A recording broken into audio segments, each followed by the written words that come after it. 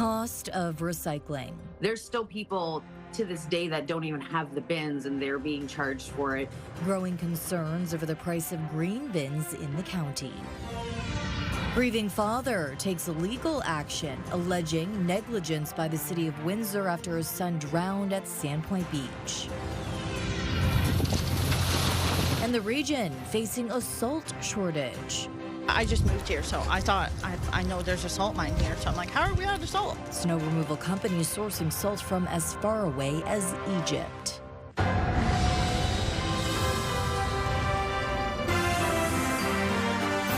CTV News with Stefanie Masotti. Good evening, and thank you for joining us on CTV Windsor and AM 800. Growing concerns across Windsor and Essex County tonight over a cost of the new green bin program. A petition is circulating, but city officials say social media is spreading inaccurate information. Chris Campbell joins us now with more on the details and to clarify a few things for us. Chris. Yes, Stephanie, the confusion stems from the fact that not every municipality is funding the green bin program the same way. While some Essex County municipalities are adding a separate line item to tax bills, Windsor says it's not. And today, the city issued a clarification aimed at dispelling that misinformation. Everybody was pretty much told that this was not going to be a cost to us. Confusion is swirling over who pays what for the new green bin program mandated by the province. Some Essex County residents say they feel blindsided by the price tag. It's just very frustrating. A petition created Wednesday night is calling for an end to what it describes as a $189 green bin charge, and it gained traction quickly. Some asking if residents can opt out. And that $189 is because it's for 15 months. They're billing for October, November, and December. And there's still people to this day that don't even have the bins and they're being charged for it. The petition is focused on Essex County municipalities where the cost of the green bin program is being billed to residents. In Windsor, councillors say that's not the case. In Essex County, the green bin, the organics program, it's being shown as like a separate line item. In Windsor, it's not. Windsor has always funded waste collection through the municipal tax levy. That's where we fund almost everything, right? The City of Windsor issued a media release Thursday saying residents will not face a new or additional charge on their 2026 property tax bills to pay for the program, a program that's intended to extend the life of the region's landfill. Now, obviously, we don't like mandates from Queen's Park or from Ottawa. But between complying now or paying, dramatically more later, I think this approach is definitely more responsible. It's more affordable for residents over the long term here. City officials also note that while the program is delivered through the Essex-Windsor Solid Waste Authority, each municipality decides how it funds its share. But in the county, we really did want to be transparent and say, this is how much the green bin is costing, instead of just lumping it in everybody's taxes. Essex Mayor Sherry Bondi says costs for county municipalities were outlined in a report to County Council in December and reiterates that the green bin program and its price can vary from one municipality to another. The $189 is a high bill because it captures the 2025 program as well. So it captures October, November, December of 2025. Going forward, we've been told it'll be around $150. Which is this is a significant amount of money for people in the communities. Essex Mayor Sherry Bondi has now put forward a notice of motion to County Council seeking further clarification on green bin costs. That discussion is expected to take place at the February 4th meeting. Stephanie? Okay, Chris Campbell, thank you for this. So here is our question of the day. Have you been using your green bin? Go to our website to cast your vote, ctvnewswindsor.ca. Yesterday, we asked if you use your four-way flashing lights in bad weather.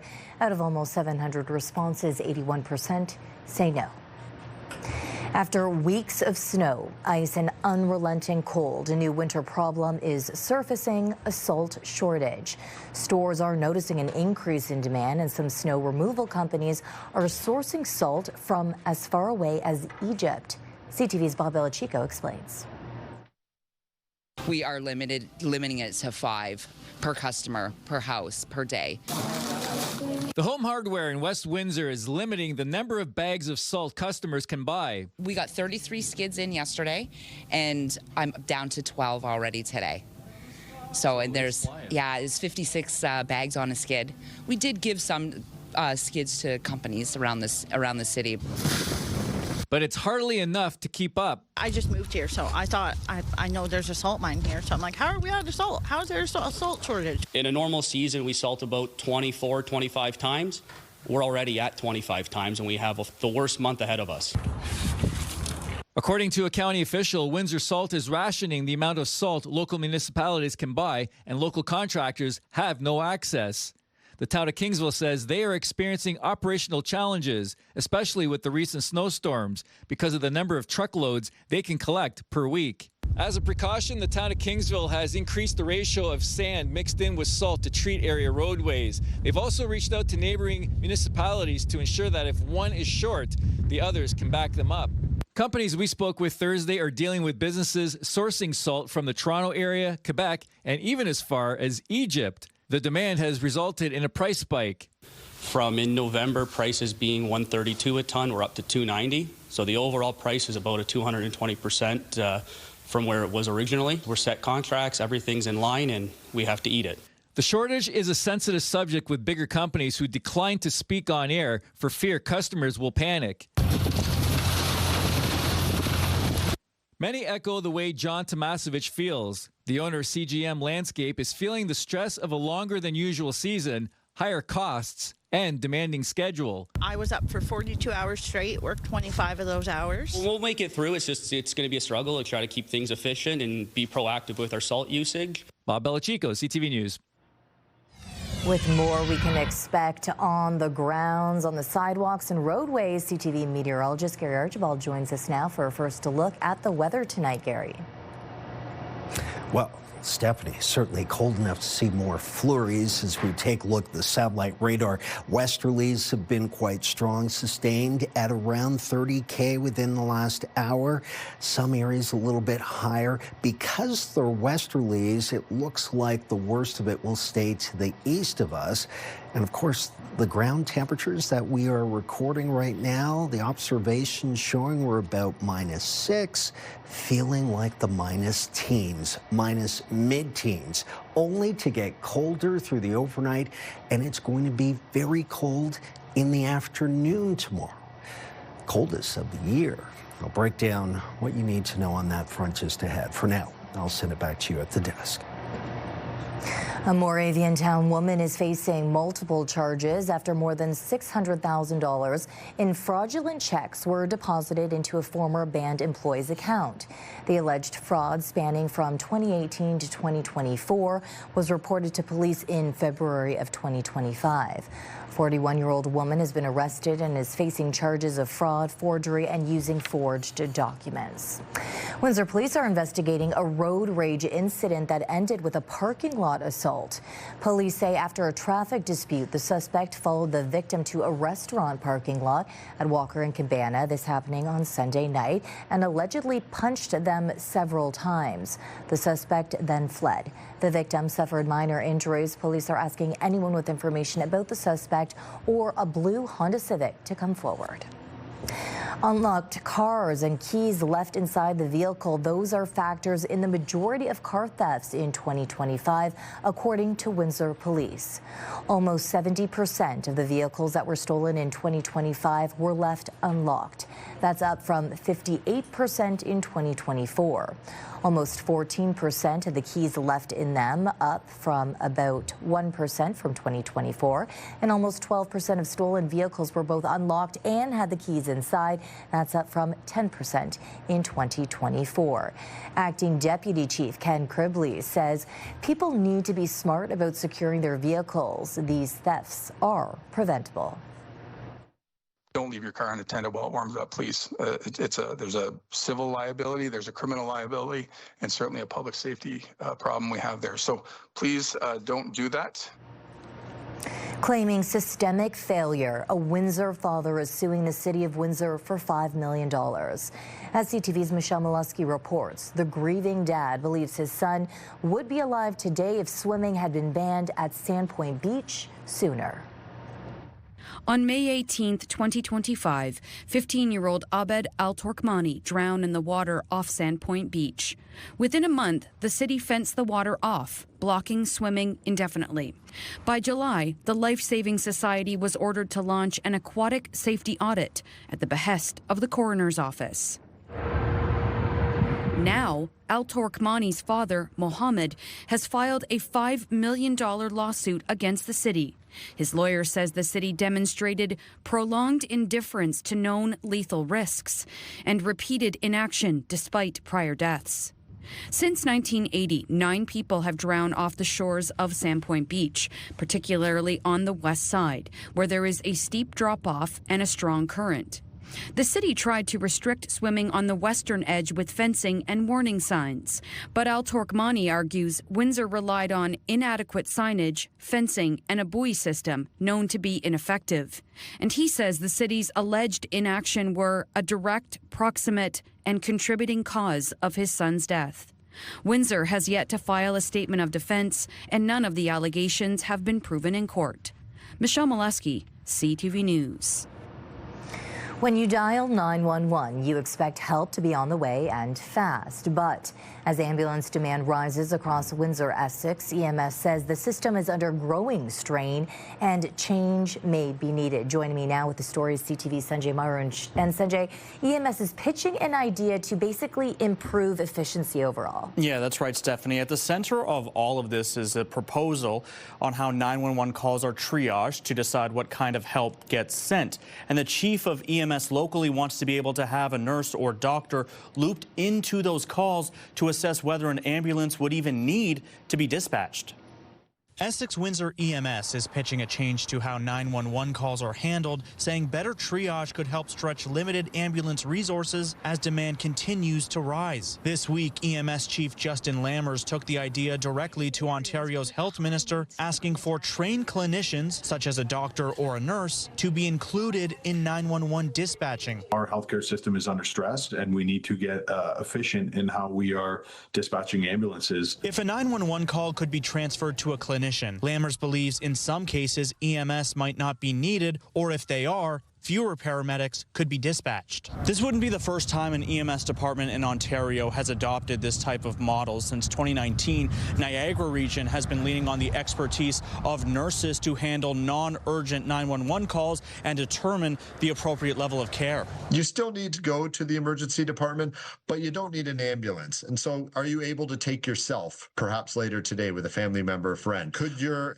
issue be seen in an urgent care clinic or in a walk-in clinic, or perhaps an appointment with your family doctor, whether it's same day or the next day? We are in surge with influenza and hospital capacity. So when we have events that increase our call volume, we tip into a point of decreased resource availability, such as a code red or code black. A code black refers to times when there are no available ambulances. In 2024, Windsor Essex logged 358 minutes when that was the case. And last year, that total climbed to a projection of 540 minutes. At Windsor Regional Hospital, officials say not every ambulance arrival requires urgent emergency care, and that better triage earlier in the process would make a difference. We strongly support EMS in their proposal for this. There are times that people who arrive by ambulance are offloaded directly to the waiting room because their condition is stable and more predictable, and they're not in need of that urgent care.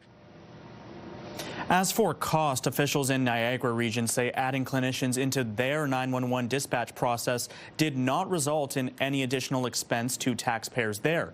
We did reach out to Ontario's Ministry of Health for comment, but did not hear back. By News Time.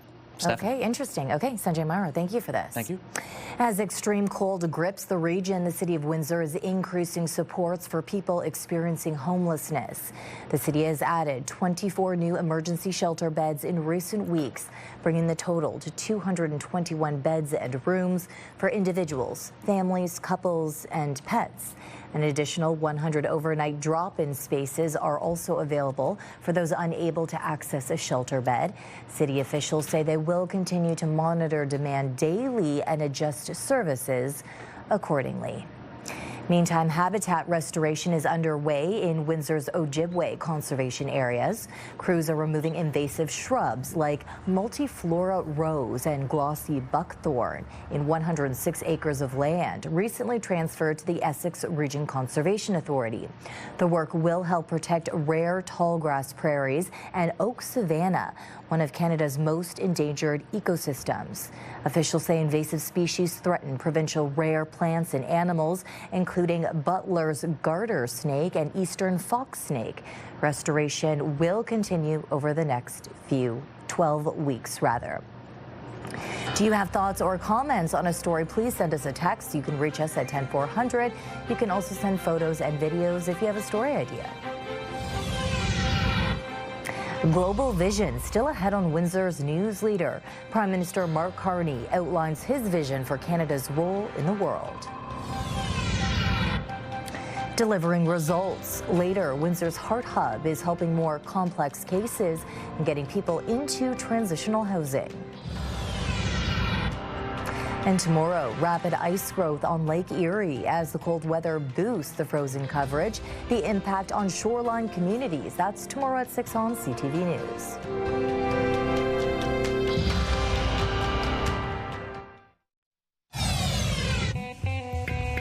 Start your day with the latest local news. By signing up for our newsletter, you'll get direct local content straight from CTV Windsor to your inbox, including top stories, the forecast, and videos. You can sign up at ctvnewswindsor.ca. Mark Carney's Davos speech drawing sharp criticism from U.S. Commerce Secretary Howard Lutnick today, a speech he refers to as whining from Canada. Here's CTV's Michael Couture now with what it could mean for trade and CUSMA negotiations. Give me a break. They have the second best deal in the world. And all I got to do is listen to this guy whine and complain. U.S. Commerce Secretary Howard Lutnick called the Prime Minister's speech in Davos political noise. Tuesday, Mark Carney urged middle powers to band together against more powerful countries that use economic coercion. Lutnick warned those words will be remembered during this summer's trade review. They have USMCA, which means 85% of the Canadian economy comes into the United States for zero. And there he is complaining that he's going to go to China and improve it. Canada's finance minister pushed back on those comments. Prime Minister said a lot of things that people thought, and he had the courage to say it loud. I think Canadians have understood by now that diversification is key. Meanwhile, the reverberations of Carney's message continue to be felt with other world leaders. I think we have a lot of Europeans who are in this first camp of multilateralism, whereas the American administration is driving multipolarity. And we're trying to make these two things meet. Australia's treasurer called the speech stunning, adding it makes a powerful point about the old world order being over. So the job for us, the job for our Canadian friends, is to work out how we can shape all of this change in our own interests. California governor and possible Democratic presidential contender Gavin Newsom also praised Carney at Davos for calling out the current state of the world, adding Americans need to do the same. Michael Couture, CTV News, Ottawa. Donald Trump's plans to annex Greenland are on ice, but Canada says it's still ready to defend the Arctic region. CTV Judy Trin on the power game playing out at the top of the globe. Canada to really step up. The framework for negotiating the future of Greenland was drafted in a meeting between the U.S. President and NATO's Secretary General. It could include more American bases and troops on Greenland and drilling rights to critical minerals, all to prevent Russia and China from gaining a foothold in the Arctic. When it comes to Greenland specifically, their economy, their military situation, Russia and China will never get access. And the Danes and sovereignty, is that all assured? We didn't discuss at all about that issue. The leaders of Denmark and the semi-autonomous territory of Greenland were not part of the discussion. They're not willing to give up their sovereignty. We have some clear red lines what's been delivered to the president. and nothing about a deal on mineral resources or anything else. But that's something the further discussions that we are willing to take. You know, NATO cannot just make an agreement with the United States about Greenland. NATO does not have that authority. So we're going to have to see how that plays out. The framework involves boosting security for the entire Arctic region. There are 8 countries in the Arctic Circle, other than Russia. All of them are NATO members. At Davos, the NATO chief met with Mark Carney. The Prime Minister committed to fully participating in the defense of the region. In a readout, Carney emphasized Canada's plan to quadruple defense spending over the next decade with investments in the Arctic, such as over-the-horizon radar, year-round presence on land, sea, and air, and new critical infrastructure. Canada currently has about 300 full-time soldiers and 1,700 Canadian Rangers protecting the Arctic, along with 4 military bases. To quadruple defense spending in a decade will require spending about $150 billion annually. Judy Trin, CTV News, Ottawa. A former Canadian flight attendant is accused of posing as a pilot to get hundreds of free flights from U.S. airlines. Are you a real life pilot? I sure am, little lady. What's your name? That's Leonardo DiCaprio in Catch Me If You Can about a con artist pretending to be a pilot. U.S. court documents allege 33-year-old Dallas Pokornik of Toronto presented a fictitious employee identification card to obtain hundreds of flights at no cost, and at times even requested a jump seat in the cockpit of an aircraft. Pokornik was arrested in Panama and extradited to Hawaii. He has pleaded not guilty to wire fraud charges. A Canadian security company is promoting bulletproof glass for homes and vehicles. The company's owner says there's increasing demand, especially in the GTA, because of home invasions and extortion attempts. With more, here's Pat Foran.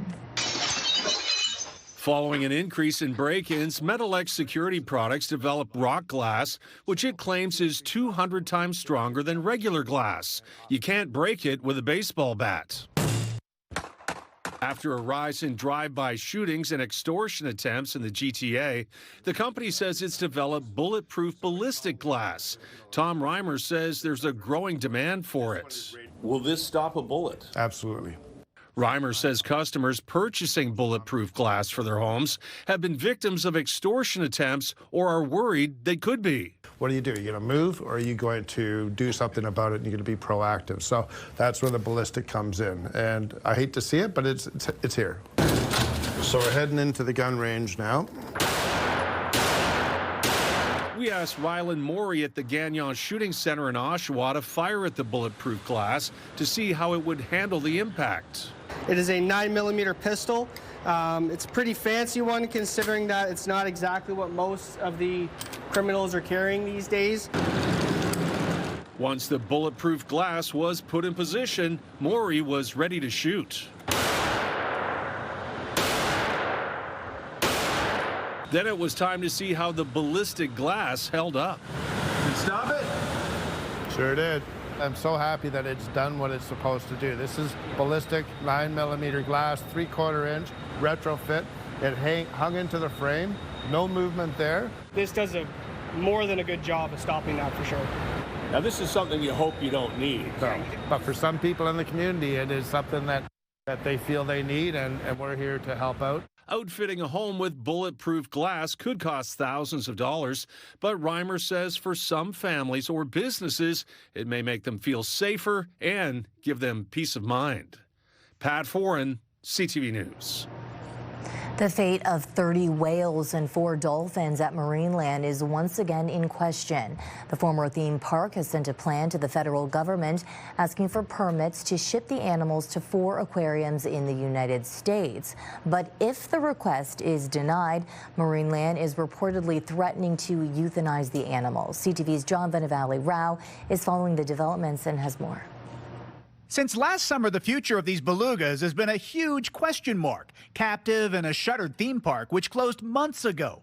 Now Marineland in Niagara Falls pitching a plan to ship the animals to the States, reportedly making plans to euthanize them if Ottawa says no to the proposal. I think it could very well be the best place for these animals to go, but I think it's so wrong that Marineland is holding the government hostage and they're threatening to kill their whales if they don't get the answer that they're looking for. In what's being called an urgent rescue proposal, Marineland's 30 remaining belugas and 4 dolphins would reportedly be sent to aquariums in Orlando, Atlanta, Chicago, and Stonington, Connecticut. Marineland has said it can't afford to look after the whales and wants to sell the property. Last year, it pitched transferring them to an aquarium in China, but Ottawa denied that request. You want to send them to a place where there's accountability. The original proposal to send the whales to China didn't address that.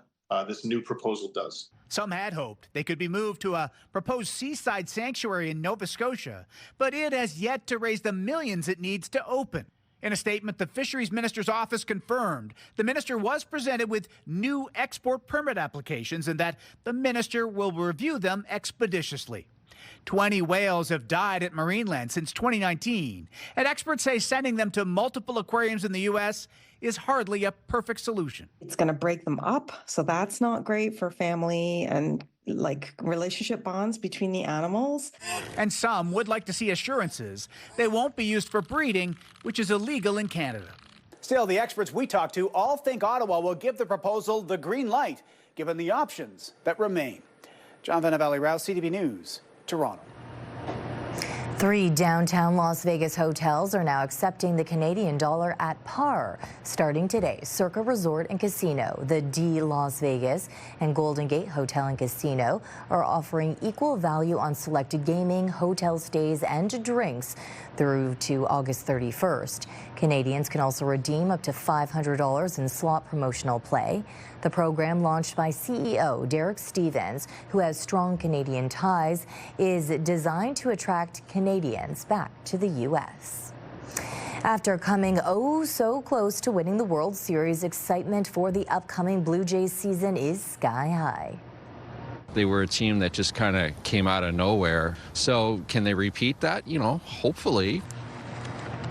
Tickets went on sale this morning at 10, and by 10:15, the home opener had already sold out. Thousands of fans were waiting in the digital queue. The cheapest tickets appeared to be going for almost $150. Fans lucky enough to score a seat will be treated to a special pre-game ceremony to celebrate the start of its 50th season. The Jays will host the Athletics in the March 27th opener.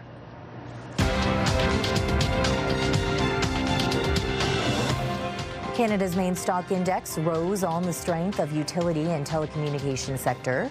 In Toronto, the TSX gained 151 points. In New York, the Dow added 307, the Nasdaq also up to 11. The Canadian dollar gained almost 1/10 cent.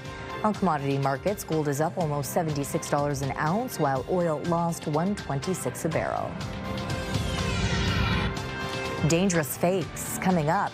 As counterfeit weight loss drugs flood the market, we'll show you how to identify them. Let's look at our CTV News weather snapshot. Thank you, Anna, for this beautiful winter scenic image. If you've got a weather image, send it to us via text at 10400. We'll talk frigid conditions tomorrow afternoon in particular coming up.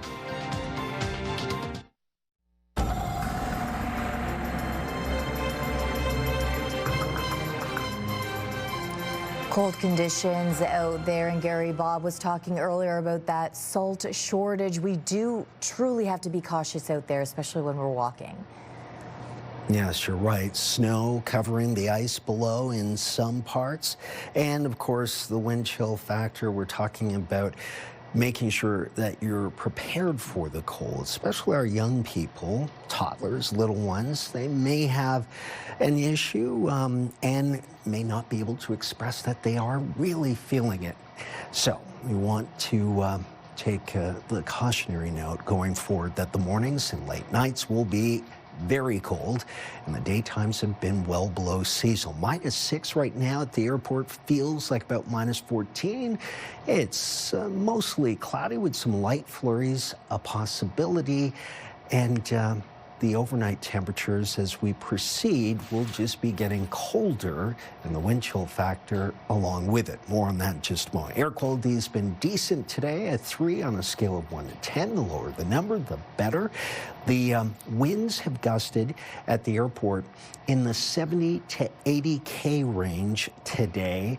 That was during the 10 a.m. hour. Right now, we're at -6 at our weather stations, both in Windsor at the airport and in Chatham-Kent.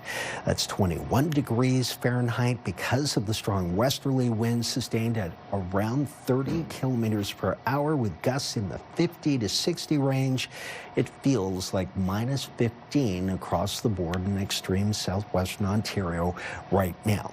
Speaking of the polar vortex, which is really an area of extreme cold, the coldest air in the northern hemisphere, which has now sort of burst its seams and has spread southward, and that is why we are in the deep freeze. -30 in Regina, Saskatchewan right now, -30 in Brandon and Winnipeg, Manitoba, with wind chills in the -40s. The westerlies are fetching right across the Great Lakes, a textbook scenario of lake effect snow, and because they're westerlies, most of that snow is staying just to the north of us, if not passing right over Lake St. Clair. Cloudy tonight, cold tonight, and about a 60% chance of some flurry activity, upwards about 2 to 3 centimeters in the next 24 hours. Will be cloudy and windy and cold by midnight, -8, feels like -17. So take a look at the next 7 days.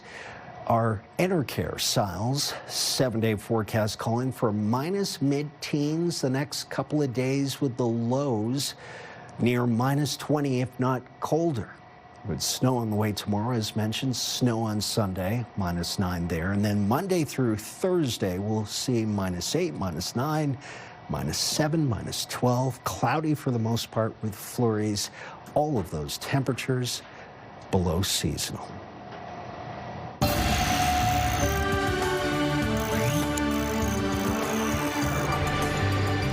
As weight loss drugs like Ozempic become more popular, Health Canada is warning people to beware of counterfeit versions. The agency says the fake drugs are being sold in stores and online. In some cases, Health Canada's logos is being used to advertise them. The agency says that is a big red flag because they do not endorse health products. Health Canada warns using these fake products comes with serious health risks, and prescription drugs should only be bought from licensed pharmacies. Windsor's HART Hub, which helps those who need it most, say it's seeing positive results. Officials behind the Homeless and Addiction Recovery Treatment Center say in the first 2 months, 5 people have moved on to transitional housing. We've been able to take some of those, I'd say, more complex cases on that couldn't get services elsewhere. So some of the individuals, there was nowhere else for them to go. Funded by the province, the HART Hub places service providers under one roof to help those in need. Agencies operate under space at Hotel Dieu Grace Healthcare. At the end of November, around 29 people were on a wait list to receive treatment. The program lasts around 5 weeks before clients move on to housing options while still receiving care. The province has earmarked about $6 million a year to support the hub. After years of competing for government dollars, the agency says early success is due to collaboration. We need to show that we are moving people through, and we want to reduce the number of people that repeat, and we want some good, safe success stories.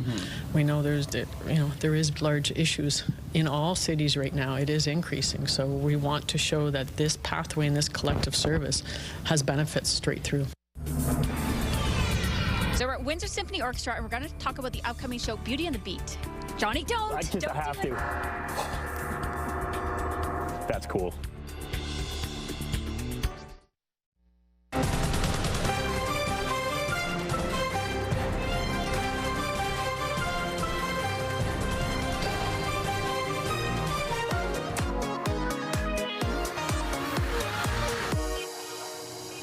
Turning now to our weekly segment, What's Up YQG with Johnny Parks from our sister station 89X and our own Melanie Kentner.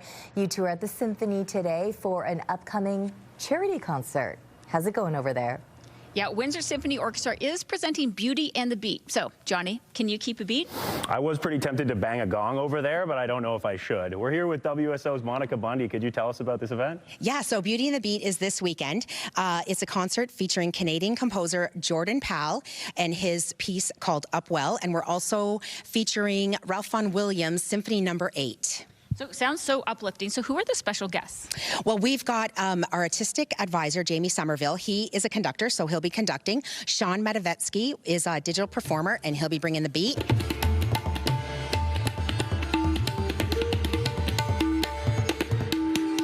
And then Jordan Powell will be here, the composer of the piece. I heard there's a pretty unique instrument that's going to be involved as well. There is, Johnny. It's called a Shruti box instrument. Go Google it. It is like an accordion, but tipped to the side and with an amazing bellow sound. We'll be searching that up. Now, another unique component is the curtain call conversations. Right. Curtain call conversations take place right after the concert. We give patrons 10 minutes. They can go get a drink, go to the bathroom, come sit back down, and they'll have a conversation with the conductor, the soloist, and the composer. So where can people get tickets? WindsorSymphony.com. That's the easiest place. Great. Well, we'll put the links on our website as well. And there are a few other things going on in the city, including a retro flashback, Johnny. Yeah, there's a Donna Summers tribute dinner and a show going on at Chrysler Theatre on Saturday. And something retro in Amherstburg as well. Yeah, GL Heritage has a retro night. I don't know what it is, but this Saturday, all retro. Cool. And I think you'll like this one for comedy lovers. Yeah, the Culturally Inappropriate Tour comedy show coming to Meteor. Perfect for you. Well, thanks, Monica. And that's What's Up YQG.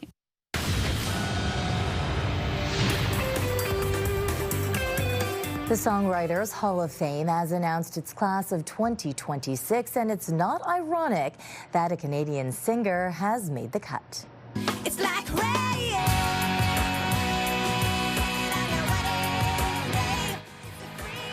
Alanis Morissette among the artists being honored by the exclusive club. Also on the list, Taylor Swift.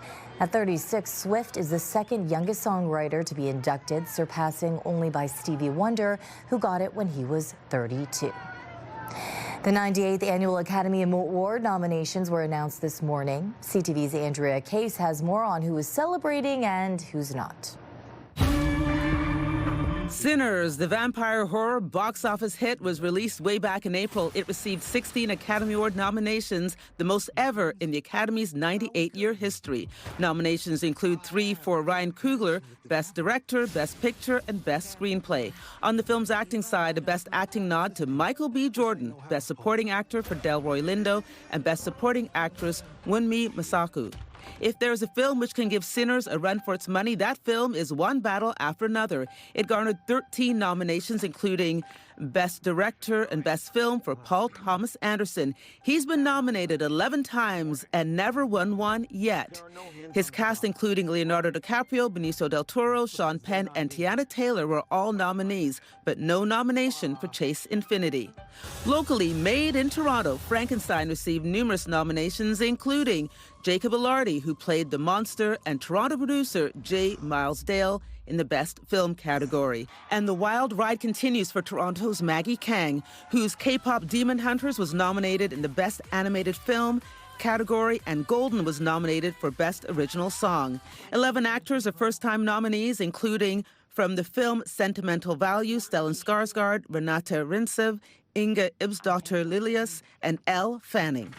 Sentimental Value received 9 nominations, as did Marty Supreme, giving star Timothée Chalamet his second Best Actor nomination in 2 years. He also heard his name called as a producer on the film. Rounding out the Best Film list, Bugonia, F1, Hamnet, The Secret Agent, and Train Dreams. Comedian Conan O'Brien will host the 98th Academy Awards on March 15th. You can watch them right here on CTV, CTV's division of Bell Media. Andrea Case, CTV News. This is your CTV Windsor, our community calendar. West of Windsor Incorporated International Women's Day celebration returns to acknowledge amazing women, individuals, businesses, and organizations through West's Journey Toward Success Awards. See you next time on Our Community.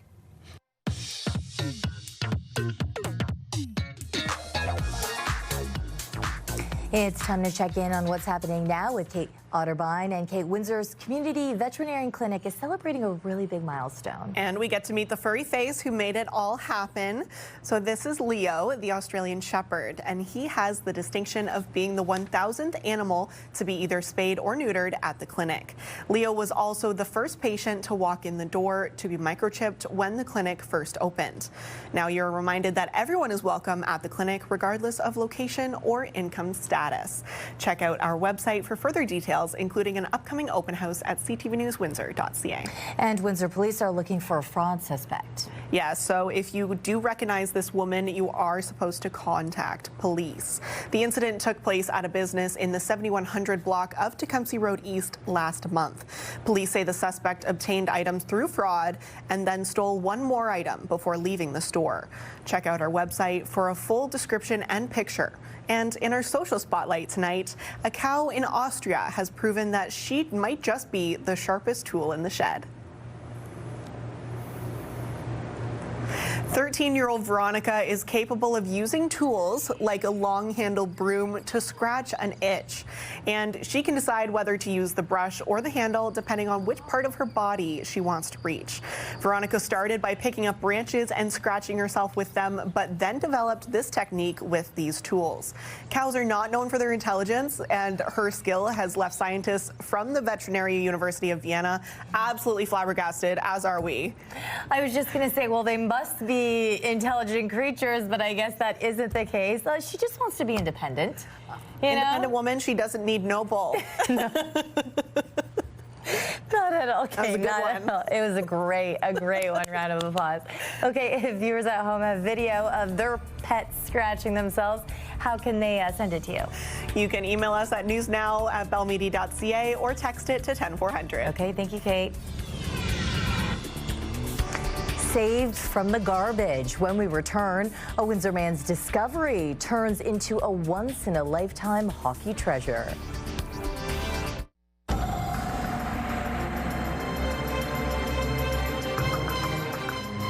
Saw a lot of snow plows doing their thing today. That's on top of the roof where I would normally be standing in the spring, summer, fall, and you see the snow drift. And that little section there is only about 2 feet. I'm well back, so I'm not in harm. But the gusts on top of the roof today were over 85 kilometers per hour.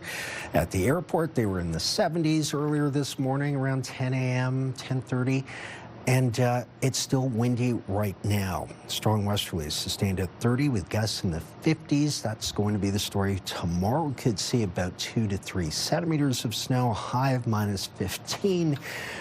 But it's going to feel colder in the afternoon, down to about minus 19, feeling like minus 27. Saturday, minus 14, then minus 9 Sunday with snow, minus 8, minus 9, minus 7, minus 12. Can we eliminate minus from the vocabulary? Yeah. Not yet. And there's like 57 more days of winter. That's all? That's all. Okay, thank you, Gary.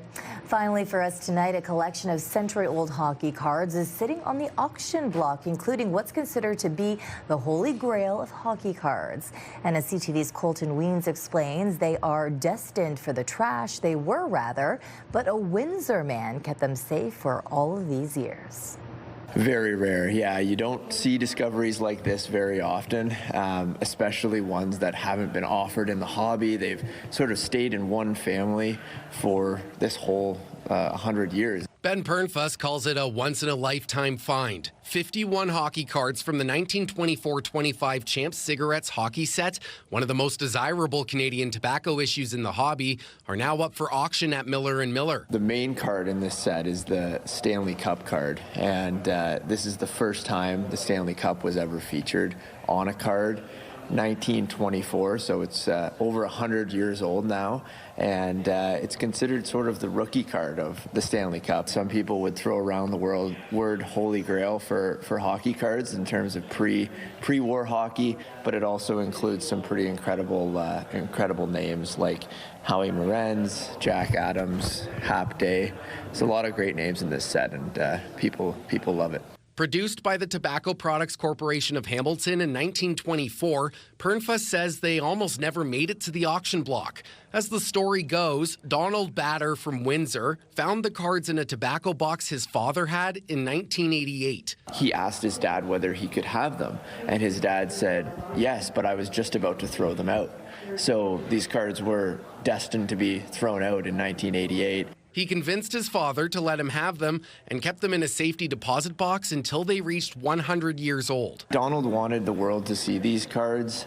He'd had them in his family for 100 years, and now is the time to let them go. Batter's father originally got the cards by trading a similar collection of cards featuring birds of Canada. They're similar size, same age, but they had birds on them. So he traded a collection of bird tobacco cards for hockey tobacco cards, and it was a good trade. Well, as a collector, would those birds be worth anything? They'd be worth about $5 each. The cards are now up for auction through Miller & Miller, and current bids on the Stanley Cup and Clarence Hap Day cards have already reached $17,000 respectively. The auction closes on Sunday night at 6, and Pernfuss is already impressed with how high the current bids have gone. I hope to find another one. I don't expect to. I think this might be one of those once-in-a-lifetime finds. Colton Weens, CTV News, New Hamburg. And Gary, you were mentioning you think that price is going to go way up. It's going to go way up because more people are going to find out about it, and that's when... Through our newscast, of course. Of course. And that's when people with the real dollars will start to ante up. Okay. On behalf of our dedicated team here at CTV News Windsor, thank you for watching. For updates throughout the evening, go to ctvnewswindsor.ca. The two of us will be back with your only late local newscast tonight at 11. See you then.